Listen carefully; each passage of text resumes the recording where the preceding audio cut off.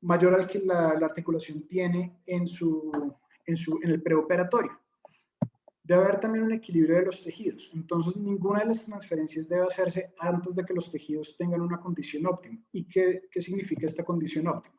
Que no haya induración, que las heridas estén adecuadamente cicatrizadas, que las articulaciones sean móviles, y esto va en relación con el primer principio, que las cicatrices sean lo más blandas posibles, y además de esto se pueden considerar o se deben considerar colgados antes de hacer transferencias para lograr una adecuada homeostasis o un equilibrio de los tejidos.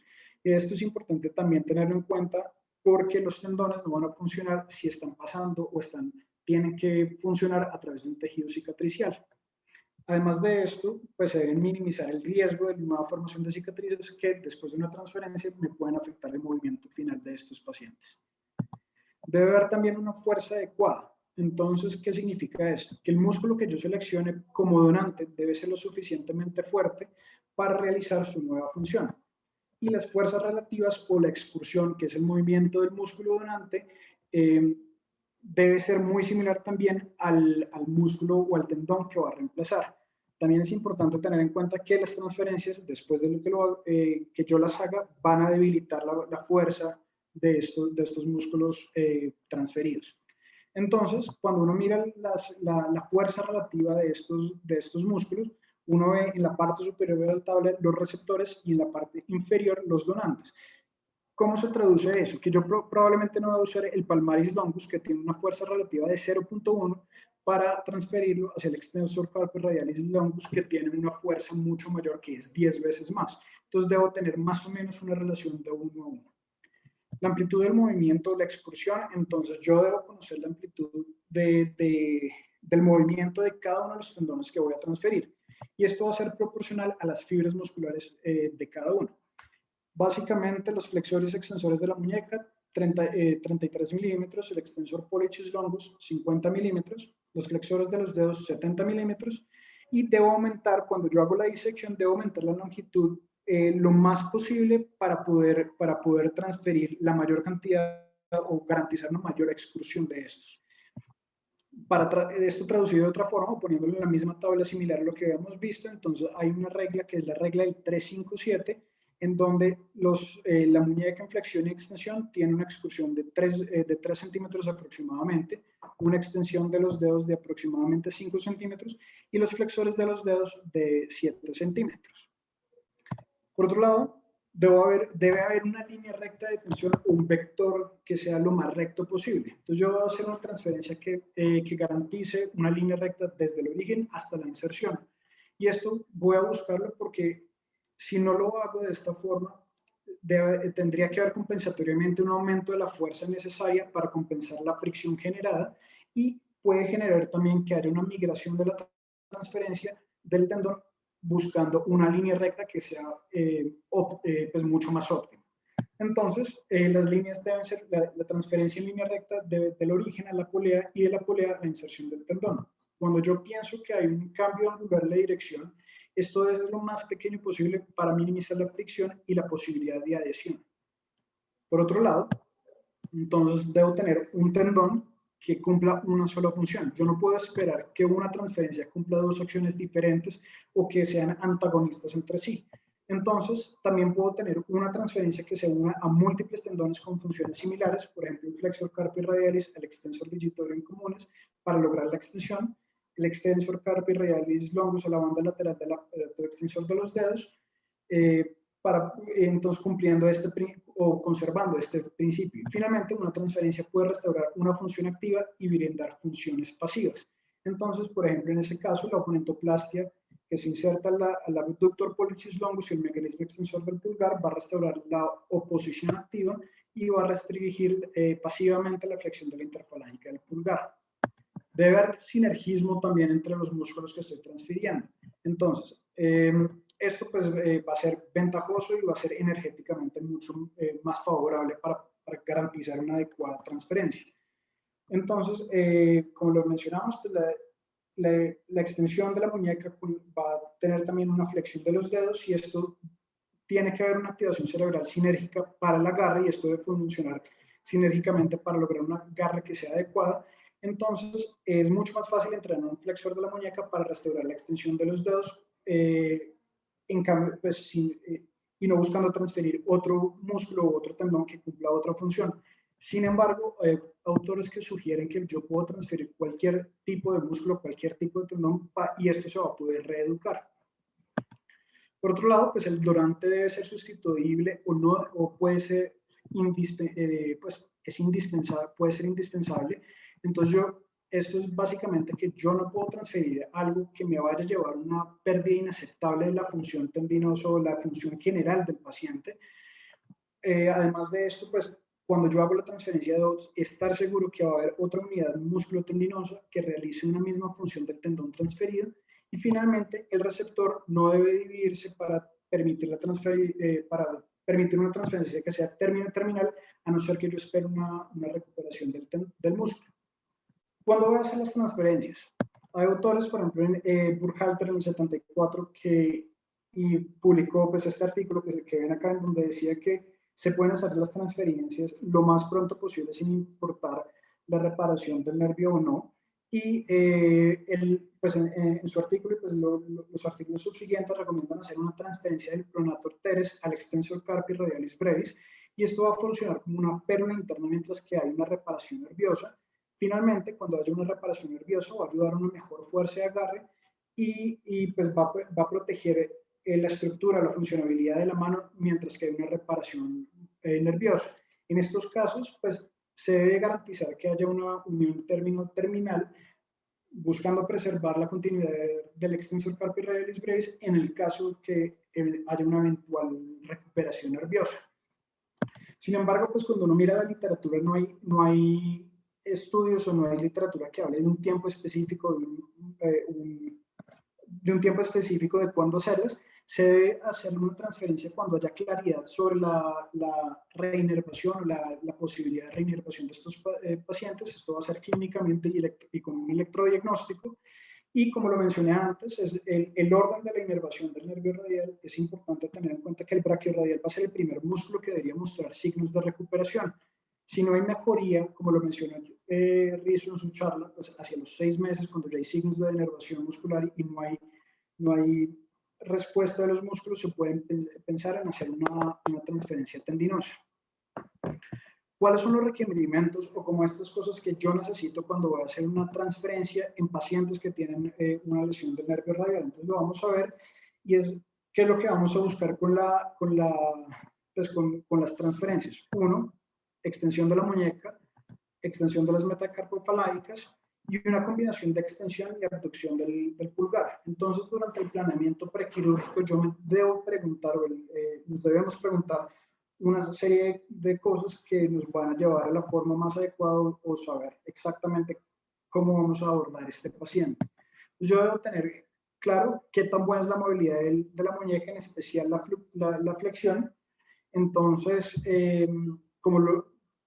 trayendo pues, los principios, debo garantizar una movilidad pasiva de la muñeca lo más posible, y esto lo voy a hacer con terapia física. Si persiste la limitación, pues en esos casos yo lo que puedo hacer es considerar una transferencia también adicional, como una transferencia del flexor digitorum superficialis, como durante el extensor digitorum común, para aumentar la excursión en comparación de solamente transferir los flexores de la muñeca.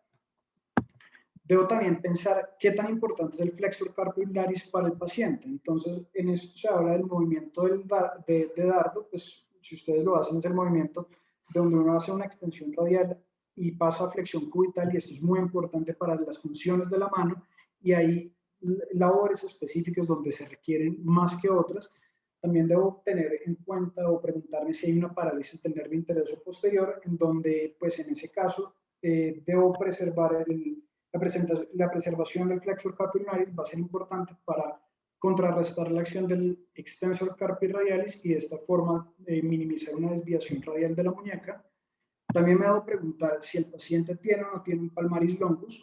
Entonces, cuando haya una ausencia del palmaris longus, pues debo requerir otro tipo o debo tener una opción diferente para la transferencia. Entonces, en estos casos, pues lo que puedo usar es el flexor carpi ularis como donante. Entonces, por la abducción del pulgar, puedo reemplazar el palmaris longus con un flexor digitorum superficialis del dedo medio, o puedo transferir también el flexor digitorum superficialis al extensor pollicis longus. Lo otro que también debo tener o considerar es qué tan importante es la extensión o la abducción independiente del pulgar. Entonces, esto pues va a ser importante también dependiendo de la actividad del paciente. Entonces, si la extensión generalmente va a ser importante para músicos, o la abducción importante en los pacientes que tienen trabajo de computador, y de esta forma pues yo necesito saber qué tipo de transferencias puedo hacer. La independencia pues la puedo lograr dándole el extensor pollicis longus, haciendo transferencias o evitando transferencias que usen solamente el flexor carpi radialis o el flexor carpi ulnaris como único donante de la muñeca para los dedos y para el pulgar. Entonces, hablando de las transferencias, pues tenemos diferentes tipos de transferencias, que es transferir el flexor carpi ulnaris, el flexor carpi radialis, el digitorum superficialis, como lo vimos ahorita. Finalmente, ¿qué es lo que voy a buscar? Que haya una extensión de la muñeca, que haya una extensión de los dedos, que haya una abducción y extensión del pulgar.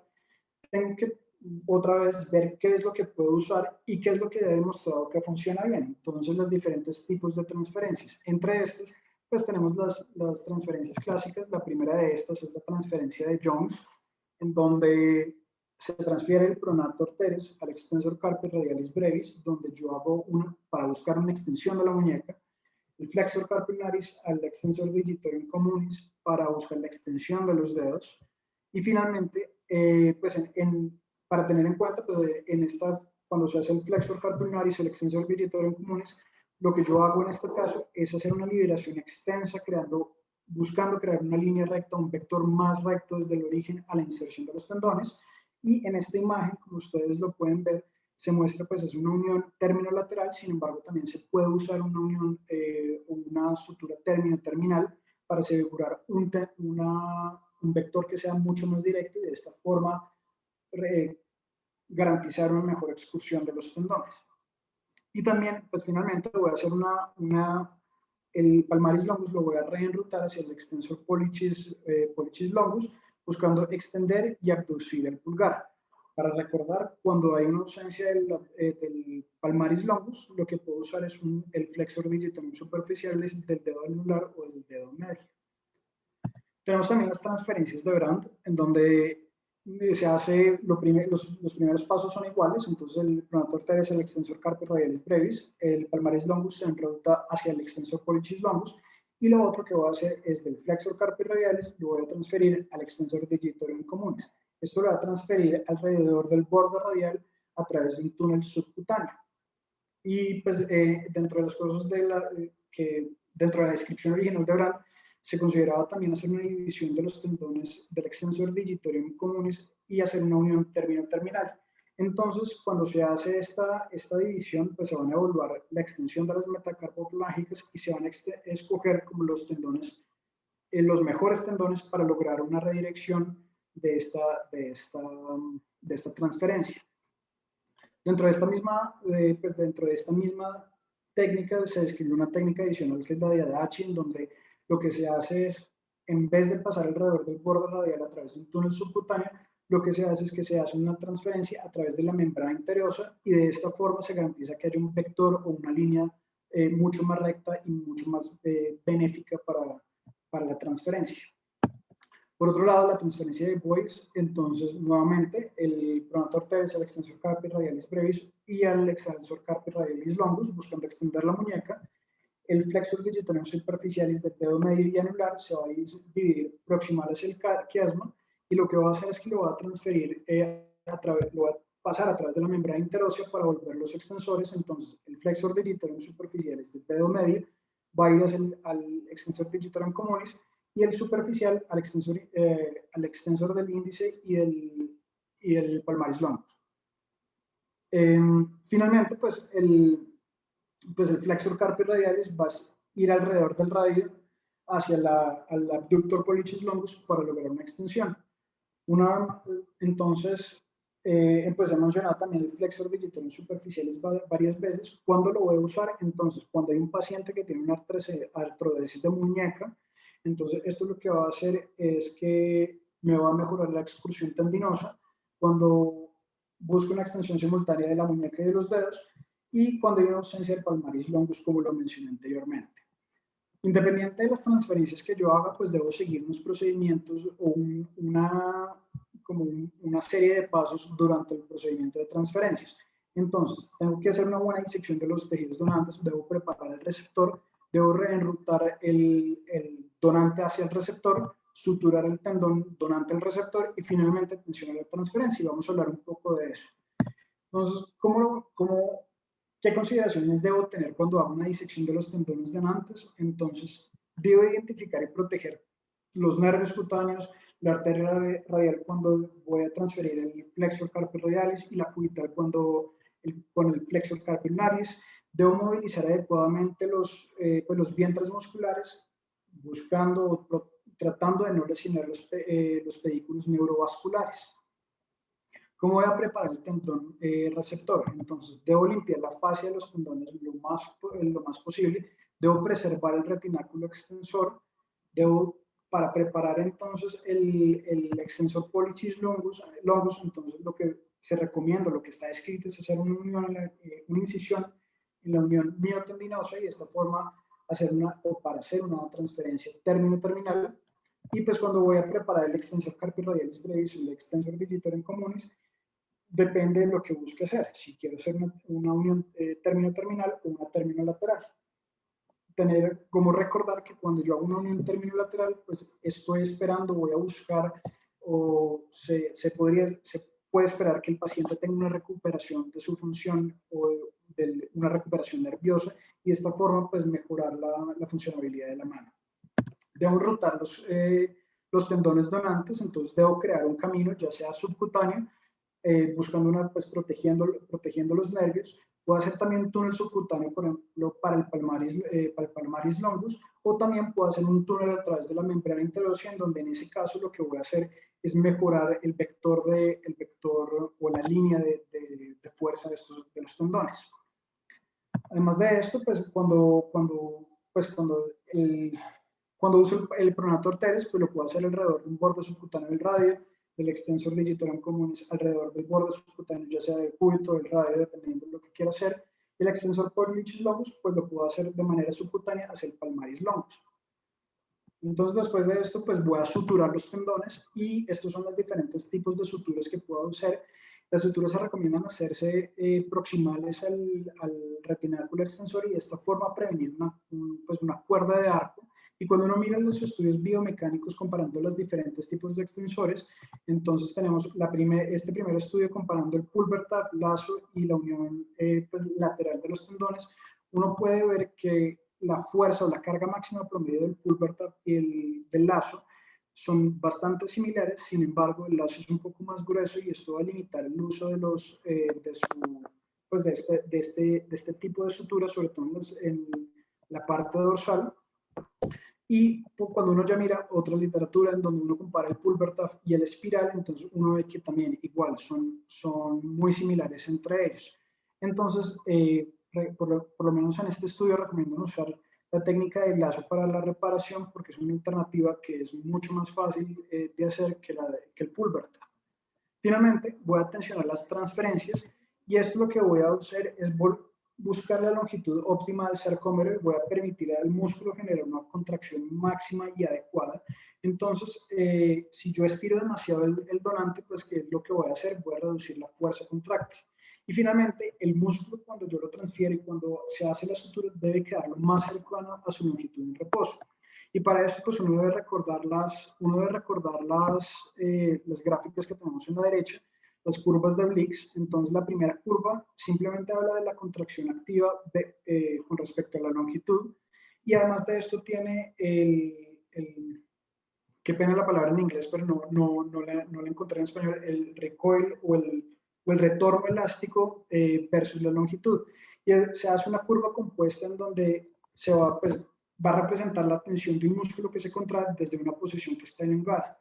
Después de esto, pues en estudios siguientes, Brand hizo una gráfica adicional en donde consideró los músculos antagonistas también, que se van a estirar durante la contracción del músculo agonista. Y esto finalmente nos da la curva inferior, en donde la curva elástica del antagonista se va a restar de la contracción activa del músculo agonista y pues nos va a dar un menor rango de contracción, pero nos va a representar un poco más real de cómo funcionan estos músculos.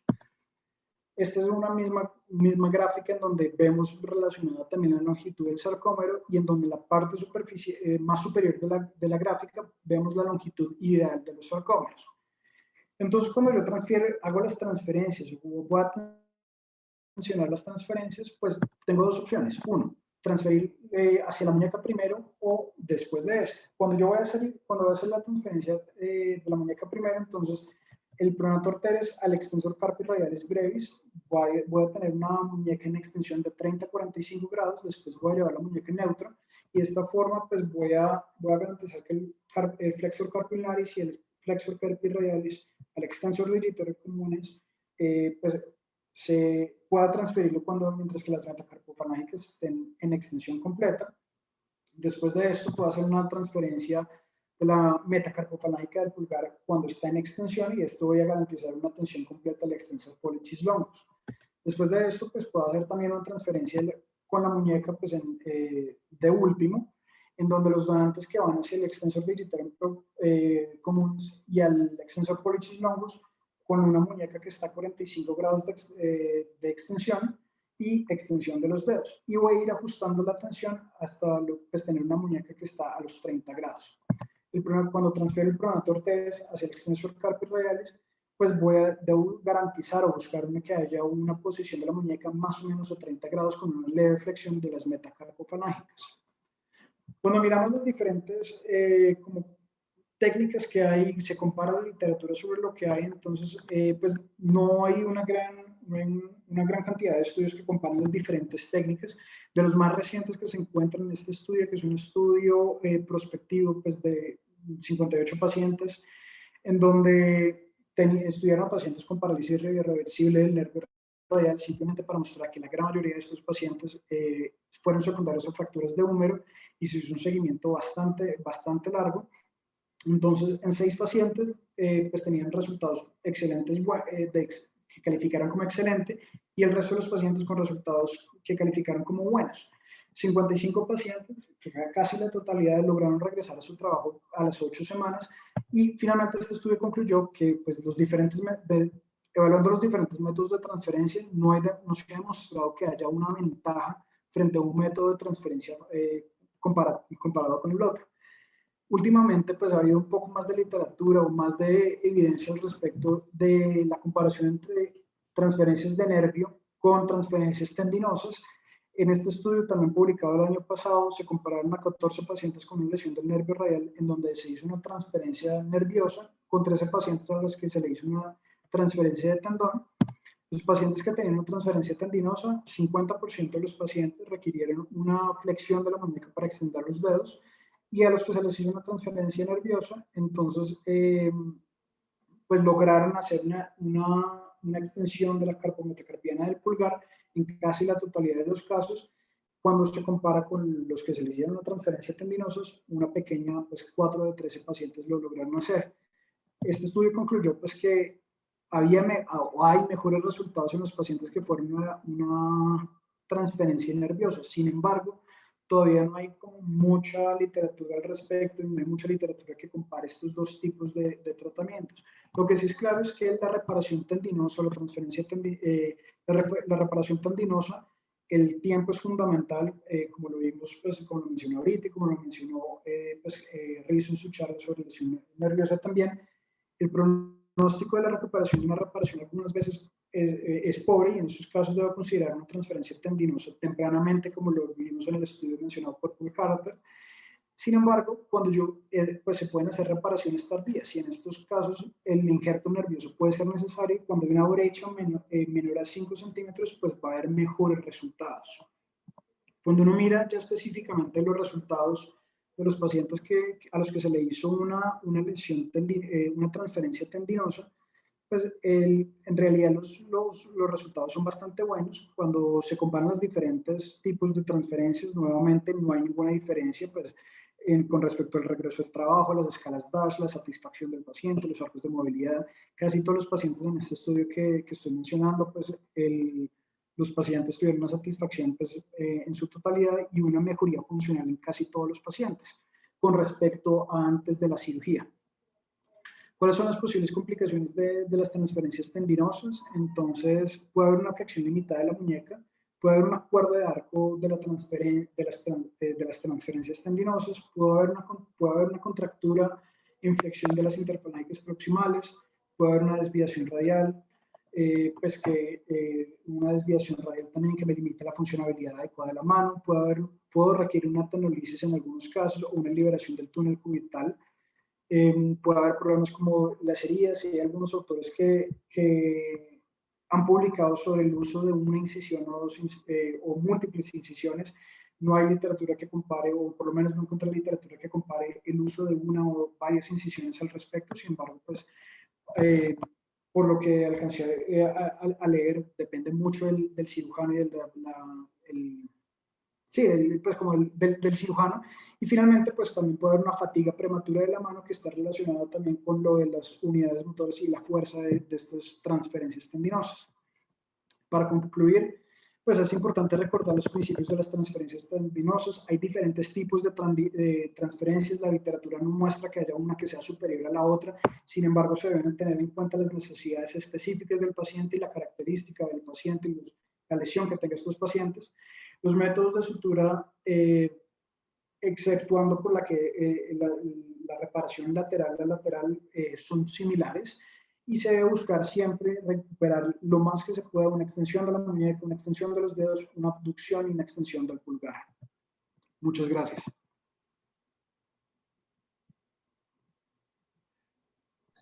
Muy buena charla, Andrés, muy completa. Creo que tocó todos los tópicos importantes para las transferencias del nervio radial. Muchas gracias. Muchas gracias, doctora. Bueno, muchísimas gracias. Yo quería hacer algunas precisiones interesantes. Uno, cuando tiene necesidad de hacer una transferencia, entonces hace como un balance de qué tiene el paciente y qué le falta. Pero aunque las transferencias de iones, es decir, las de usar el flexor carpio ulnar, son anteriores a todas las otras, después se ha visto que la desviación cubital, es decir, el movimiento de la muñeca más funcional, está de la extensión y desviación radial a la flexión y desviación cubital. Entonces el flexor carpio ulnaris es más útil, se utiliza más para las acciones que implican el movimiento de la muñeca. Entonces cuando uno tiene que martillar, cuando uno tiene que usar herramientas, cuando uno aprieta una llave, siempre está haciendo más flexión y desviación cubital. Entonces por eso es preferible, pese a que se diga que dan los mismos resultados, pero funcionalmente para las actividades diarias de las personas es mejor que el flexor carpi ulnaris se mantenga. La otra cosa es cuando el palmaris longus no está presente, pues necesariamente una de las alternativas es usar los tendones superficiales. Pero sin embargo, los flexores superficiales son antagonistas directos de los extensores. Entonces es más difícil la rehabilitación cuando hay que hacerlo. En cambio, cuando se utiliza el flexor carpi radialis y todas estas cosas, la extensión de los dedos es más fácil de rehabilitar. En general, las transferencias con mejor resultado en muchas cosas son las transferencias de nervio radial. Yo creo que no está bien enfrentar transferencias contra neurorrafias. Lo lógico y cómo funciona mejor, pues es una neurorrafia. Entonces yo creo que la transferencia se debe dejar como última alternativa cuando no hay una transferencia nerviosa o no hay una sutura nerviosa o fallar o no algo, porque lógicamente si uno logra la recuperación por el nervio, pues es mucho mejor que a través de transferencias. Tal vez, y lo que se preconizaba al comienzo de una transferencia sobre todo para extensión de la muñeca, es para evitar que los extensores se estiren, los músculos de los dedos, y entonces por eso no logra uno toda la potencia para estirar los dedos y estirar la muñeca al tiempo. Entonces, como a veces se toman demasiado tiempo, 6 meses o algo, siempre es muy importante hacer una defensa de la longitud de estos tendones y se hace utilizando una muñequera que le mantenga la muñeca en la extensión de 30 grados para que los músculos extensores paralizados pues no se sobreestiren. Yo creo que la revisión estuvo fantástica, estuvo muy buena y me agradó muchísimo. Muchísimas gracias por la revisión. Muchas gracias, doctor, y muchas gracias por las aclaraciones.